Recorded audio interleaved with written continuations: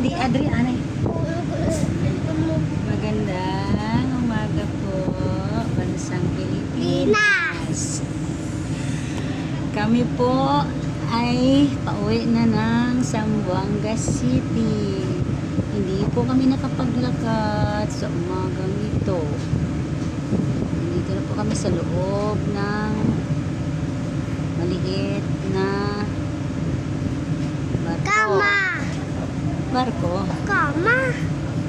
After 2 hours, makakarating na po kami ng Bacolod. Opo, pagdating namin ng Bacolod, sasakay kami ng Ceres. Opo.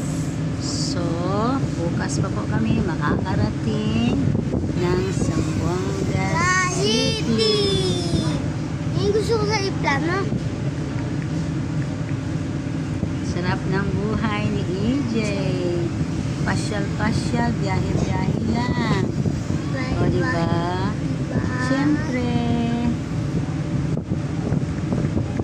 Siyempre, ganun talaga. Bakasyon, summer vacation po ngayon. Kaya lubos-lubusin na natin ang pamamasyal, pagre-relax, at pag-enjoy ng ating buhay.